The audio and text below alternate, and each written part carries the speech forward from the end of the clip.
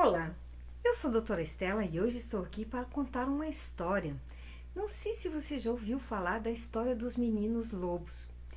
E por que eu estou contando essa história para ti? A história do menino lobo é uma história que aconteceu no ano de 1800. Na verdade, lá na França, dia 9 de janeiro, foi encontrado um menino perambulando em uma floresta. Ele tinha em torno de 12 anos. E esse menino, então, foi acolhido, foi chamado de Vitor, e foi tentado fazer a educação dessa criança. E quem pegou essa criança para educar foi Itard. Depois disso, a história da educação dessa criança se transformou num livro e posteriormente também se tornou um filme, que vocês até podem assistir esse filme se quiserem ou também ler essa história.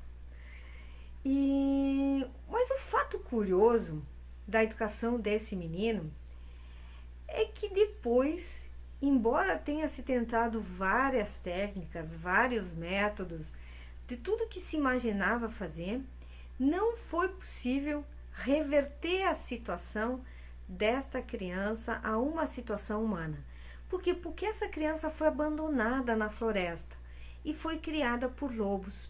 Por isso, às vezes, também a gente encontra essa história como a história do menino lobo. Porque, em sendo criada por lobos, ele não comia como ser humano, não queria se vestir como ser humano, não caminhava como ser humano e nem mesmo se comunicava como ser humano. Ele se comunicava como os animais que ele tinha convivido. E por que isso é importante? Por que eu estou te contando essa história? O que você que é pai, você que é mãe, tem a ver com essa história um pouco diferente daquelas histórias que você tem ouvido falar sobre crianças? Porque de fato tudo que acontece nos primeiros anos de vida são definitivos para a criança. Isso significa que tudo aquilo que a criança aprende a sentir,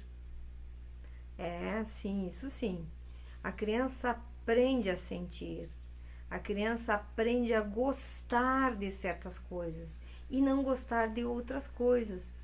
O modo que a criança fala, o modo que a criança dorme, o modo que a criança come, o modo que a criança interage com os irmãos, o modo que a criança interage com as outras crianças.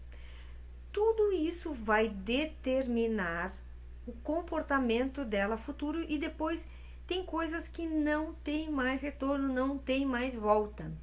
Depois que a gente diz, depois que você entorta o pepino, não tem mais como desentortar quando ele é grande.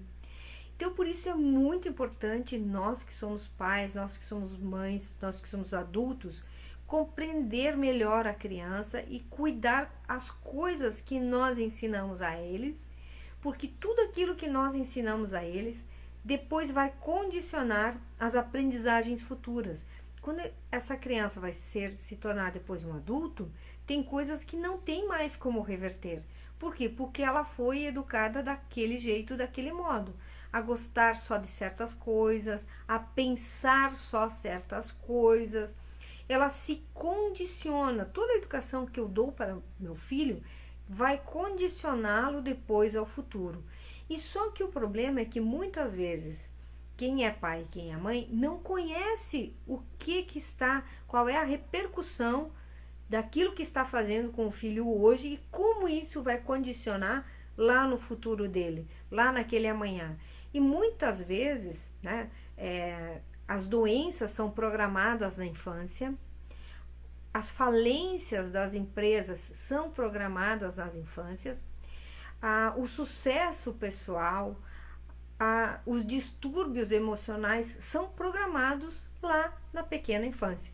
E nós, às vezes, educamos os nossos filhos desconsiderando esses conhecimentos, desconsiderando os perigos que muitas vezes as coisas que nós fazemos, mas que nós não sabemos, podem depois acarretar prejuízos que são graves ao nosso filho lá no futuro. Escreve para mim o que você achou de tudo isso que eu disse e a gente continua conversando. Beijo grande e espero te encontrar amanhã aqui neste mesmo canal.